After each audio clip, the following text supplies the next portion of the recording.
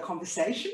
And today I have with me Richard Beasly, who wrote a book some time ago called Has Harbour Views.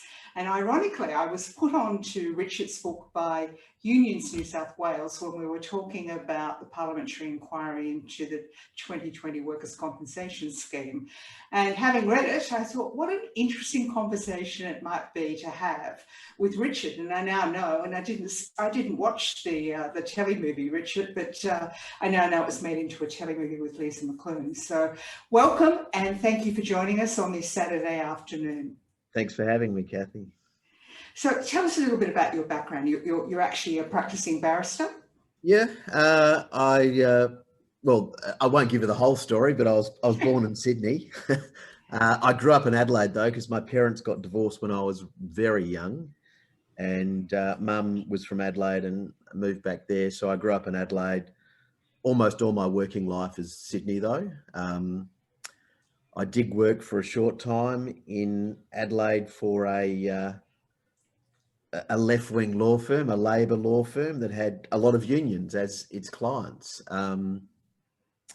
And so when I first became a lawyer after graduating, most of my work was personal injury, workers' compensation, underpayment of wages claims, all the sorts of things you might associate with working for unions. The unions referred the clients to the law firm, and did that for a while, then moved to Sydney and did something entirely different, moved into, I think the glamorous name is commercial litigation, but I view it as glorified debt collecting. By then it was the pretty bad recession we had in the early 90s, and I kicked a lot of people out of their homes. Didn't particularly enjoy that work, to say the least. Went to the bar to be a barrister, and at about the same time decided if I was ever going to write a novel, I had to start soon, and Has Harbour Views was what happened. And how long did it take you to write a book? Because your own, practicing at the bar is pretty full on. So when did you get time to do this? Well, I started it in the last year I was a solicitor, which meant I was getting up incredibly early in the morning and writing secretly. I didn't even tell my girlfriend what I was doing. Then when I went to the bar, which is when I finished the second half of the book, apart from a few bits, I wasn't that busy when I started as a barrister. So I had some spare time to get this book finished, sent it to a literary agent, and went from there. And you'd never written a book before, so you had to keep track of all these characters while doing whatever work that was coming your way. And from what you're saying, I mean, I do know barristers when they first go to the bar, it's pretty grim trying to get work. I think it varies, but I certainly had time to complete a novel, I can tell you that. So obviously the genesis of the story in this particular one, because you've written 5 books, correct? 5 novels. I've got a 6th book coming out in February, which is my first non-fiction. Oh, wonderful. Okay, so this obviously came from it was cathartic, I gather, from the experience of what... I think I'd be... I was pretty cautious about saying this at the time, but given the book came out 19 years ago, I think I can safely admit that it's reasonably autobiographical and what some people describe as a romano clef, which was a term I didn't know at the time, but I think it's something to do with setting up your own life. Yeah, okay. So you went to work for a pretty swish legal firm, or the character in this book? Not just that. I mean, I wasn't silly enough to base it on directly from people that I was immediately working with, but moving to a large law firm, I obviously saw different people and different partners. But I also, when I moved up to Sydney, I moved in with a couple of blokes who were lawyers, one who worked at a different but very large law firm, he was incredibly depressed and would tell me these horrific stories about what was happening in his working life. I met other people that were working in big law firms and eventually got the idea of, amalgamating incidents and characters into a narrative that was partly made up and partly not made up. So do you think it was almost therapy? I think it was. I mean, it's certainly what happens to the main character, Hugh Walker. It's a redemption story. He starts off in the novel hating his life, hating working at this big firm, hating the work that he's doing, which is one very big corporate case and other smaller personal injury cases for insurers, but they all involve screwing over injured people. And he has it's a moral crisis for him, which is basically the story arc is him peaking at his self-loathing and loathing of what he's doing, and then finding a way of redeeming himself and his life. Yeah, we actually support quite a few legal firms and in our own work. And as we all know, it's out there publicly that mental health challenges in the legal profession are, I'm assuming big law firms have improved since. Yeah, well, it's a problem. So you've just said, and it certainly comes across in the book, that being conflicted with what you're asked to do morally takes a huge personal toll. And was that really what you're trying to get across in this story? Absolutely. I mean, Hugh Walker, the character, like me, started off at a small Labor type law firm, which I think is perhaps more characteristic, or at least was, of the South Australian legal market, perhaps than the Sydney legal market. In South Australia, in Adelaide, where I started work, there were a small number of firms that did all the work from the various trade unions. Whereas up here, you seem to have more of what could be loosely described as, if you were not being polite, as ambulance chasing law firms to some degree. There's also the firms that do the unions work, which are slightly different, but you certainly had much bigger scale personal injury type firms than you had in Adelaide. Yeah, I mean, do you feel that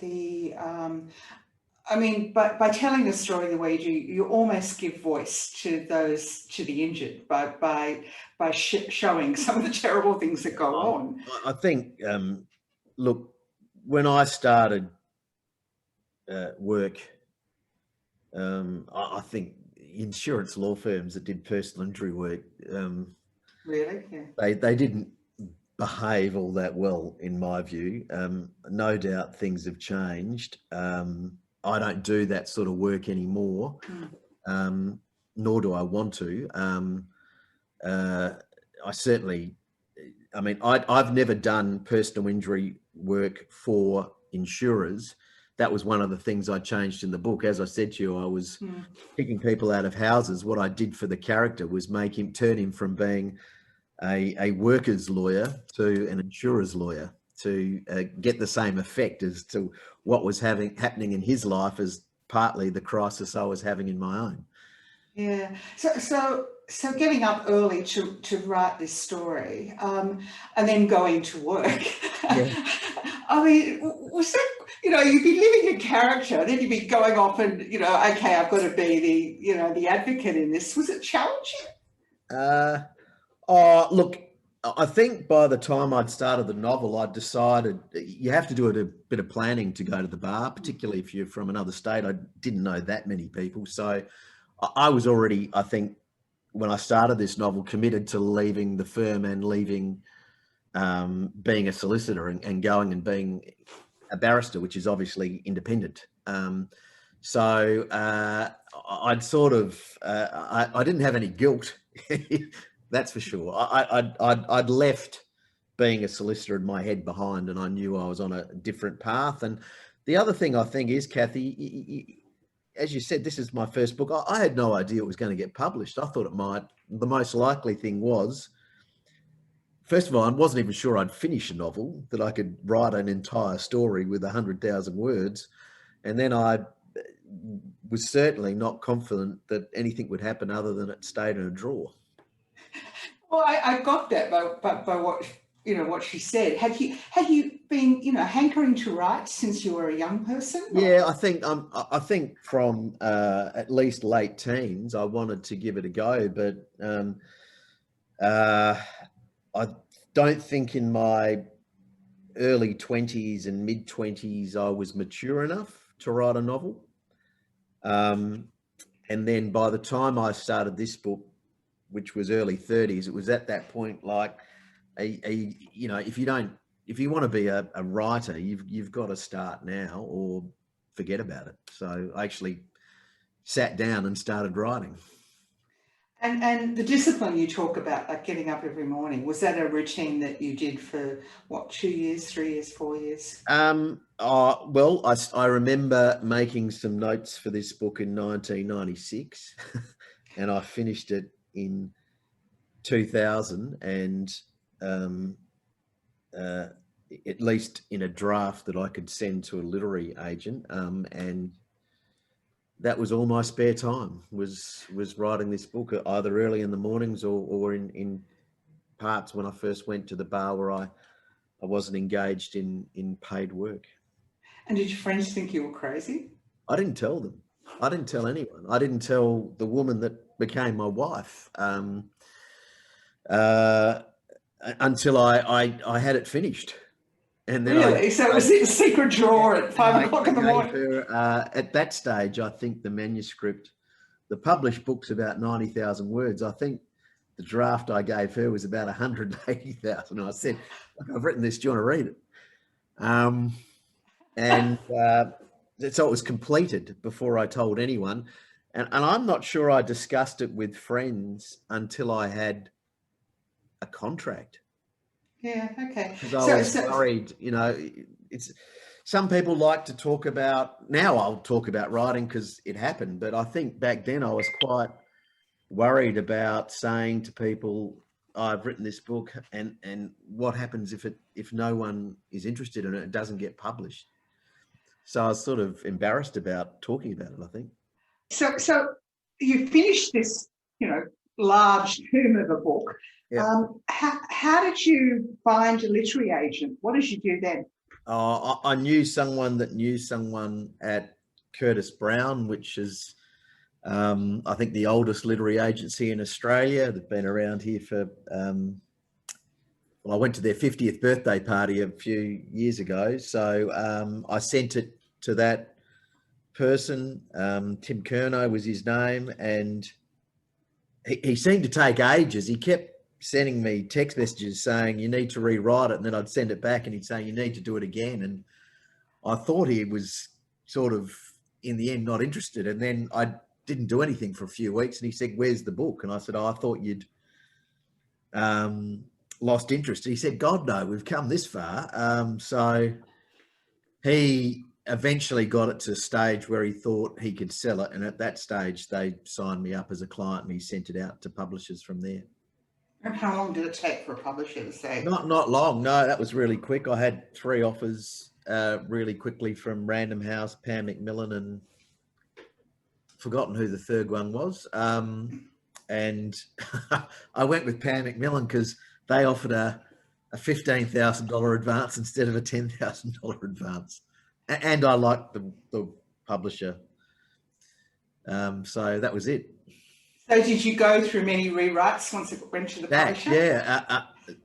When I sent the book to Tim, it was in the third person and I changed it to the first person, which is a pretty massive rewrite, apart from, reducing its length by 50% as well. And once it went to the publisher, that her advice was to make it less linear because it was all about Hugh's work. And so the work with the publisher was mainly giving him more backstory, a mother, Yeah. a life Okay. outside of work. Yeah. So at that stage, for a first-time author, was that interesting, the feedback you got? It was, and I don't know that, look, people may have different experiences, but I think I was really lucky. Tim was, who was my agent, was at the end of his career as an agent, and I think he was from that school that really did a lot of work with an author to get a book to a stage where he had confidence that would be sold, because there's no point in literary agents signing authors where that they've got doubts about whether they'll be able to sell the book. So I did a huge amount of work with him that made the book so much better than the original draft that I sent him. So bearing in mind it's quite a long time before, once it goes to a publisher, before it actually comes out, it's about 18 months, I think, is the cycle. It's really slow. The book world moves really, unless you're writing a non-fiction, like a political thing that's got an immediacy about it. The fiction world moves really slowly, and the film and TV world moves more slowly again. I can tell you that. So I'm getting to that. So your first book comes out, which is pretty amazing. There you are, looking at your book on the shelves. Did it sell well, or was it slow? It did, yeah. It sold out almost. The first print run was, I think, 6,000 copies, which is a reasonable print run for a first-time author in fiction who no one knows. And that sold out in, like, I think it was a week and a half. Were there all lawyers buying it? Yeah, I think there was a lot of intrigue amongst particularly the Sydney legal community about whether real people were in the book with just their names changed, and real incidents. I remember going into Dimmicks in the city and talking to the staff there, and they said, oh, you know, it sold really well. And they said we had huge number of people that had pre-ordered, and the guy held up the sheet that they had the pre-orders on, and I could see a judge's name on it, and I thought, So do you think Justice so-and-so, and I thought, geez. So do you think anyone recognised themselves? I mean, did you change the characters that much? I'm sure people that I work with recognise people, but I had a lot of people saying, oh, that was based on X firm, or that was based on Y firm, and it wasn't at all. So I think people recognise the characters as being characters they were familiar with, even if they weren't based on those people. I got stacks of emails I've got a folder at my chambers still of literally hundreds of emails or letters from lawyers saying, you've written my life. So these were all lawyers working at big firms. So I think they recognised the type of character, even if they didn't know who it was.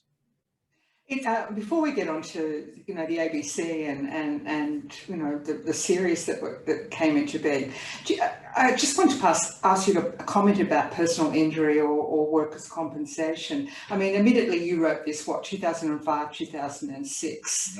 I started it in 1996. Okay. It was published in 2001. Okay, so the industry's certainly moved on, we would hope. There was huge changes, and when Bob Carr was Premier to personal injury litigation in New South Wales. Does it take a special type of lawyer? I mean, you said you found no satisfaction in some of the things you were doing in the type of law you were involved at that time. I would hate to be... that's the wrong way of saying it. I think being an insurance lawyer in personal injury litigation would not give me a great deal of career satisfaction. Yeah. And I think it's probably the same now. So how did, and thank you for that comment, because, you know, it's sort of very relevant at the moment. The ABC, how did that all come about? Because that's pretty amazing for a first-time author. Yeah, the rights were bought pretty early on by a company called, I think then it was called Hilton Cordell. But the people that bought it, the producer was a guy called Ian Colley, that has gone on to do, amongst other things, Rake. And the director screenwriter was a guy called Peter Duncan, who's done many things since, and had, before he did a film called Children of the Revolution. Before this, since then, he's also one of the co-creators of Rake. But it was Ian Colley's first stab at drama. They'd done documentaries before, so it was all pretty new to them.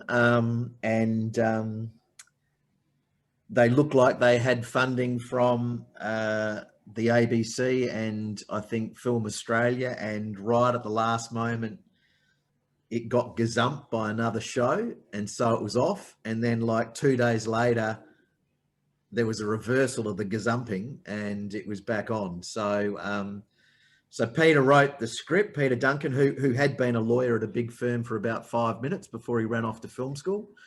Ian had been a lawyer at, I think, like the Arts and Entertainment Alliance or Arts New South Wales, something like that. So they had legal backgrounds, which is what I think attracted them to Sure. the film. They had a budget that was fairly modest. It was, I remember, because you get a cut of the budget. It was 2.4 million, which they found out pretty quickly didn't allow them to rent office space in the city to mimic a big law firm. So at one stage it was going to be called Hell with District Views.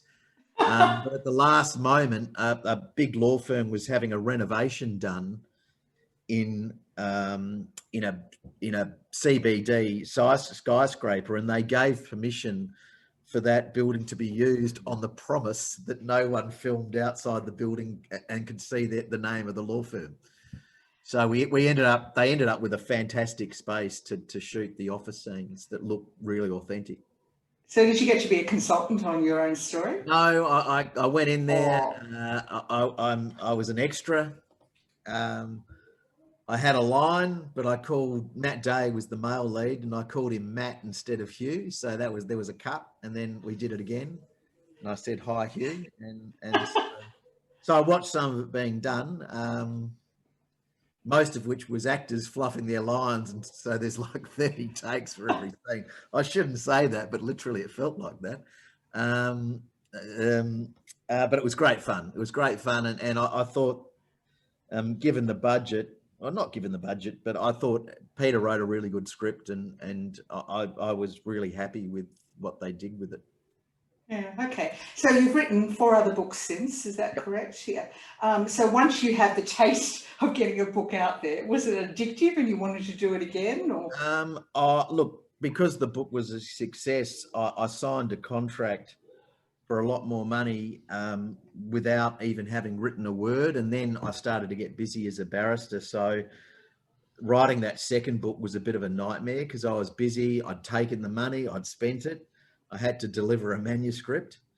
That book came out in 2005. It had a similar sort of theme in some ways because it's about an awful insurance company that actually goes as far as killing plaintiffs that are quadriplegic so they don't have to pay out big money on claims. And that's called The Ambulance Chase, isn't it? And then I had young kids and I was busy working. So there was about 7 years before a third novel, which was a much more serious subject matter on about a kid growing up in a violent household, which was, I'd done a thesis at uni on women that kill violent spouses or partners. And I had an idea for a novel based on that. So that was my third book, and the last 2 have been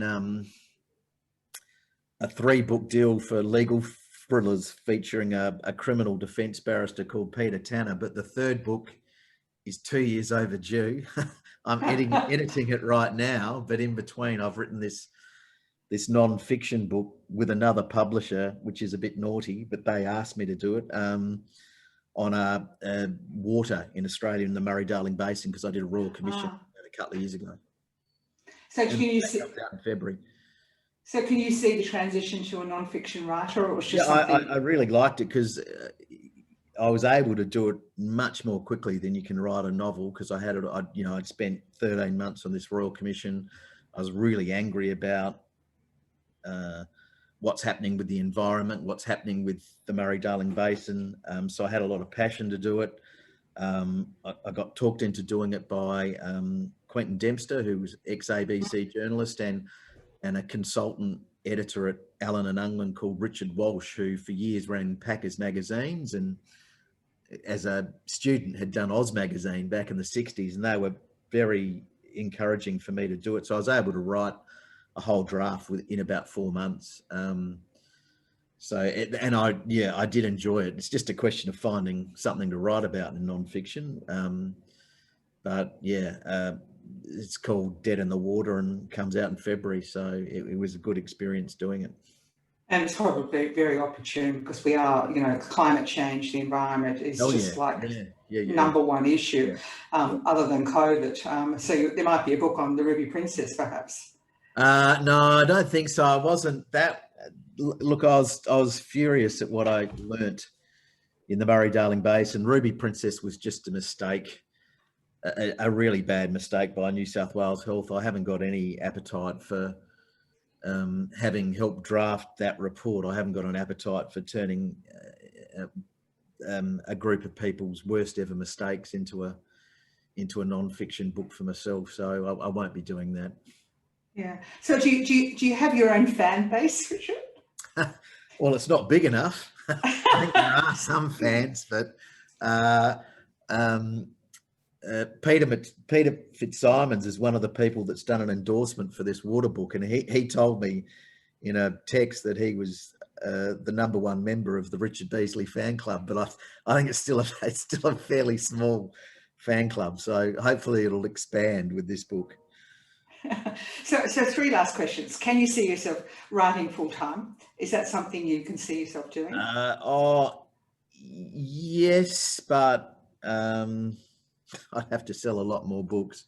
It's pretty tough in Australia with our relatively small population and small book market to be a full-time author. So that'd be interesting. I mean, on the other hand, having talked with you about Has Harbour Views being sparked by real dissatisfaction as a lawyer, the last 5 or 6 years of my legal work have been the most enjoyable. The stuff I've done, the Murray-Darling Basin, Ruby Princess, other inquiries I've done, other work I've done, I've really enjoyed. I think I might miss it as well if I was a full-time writer. So there might be a bit of a balance. Yeah.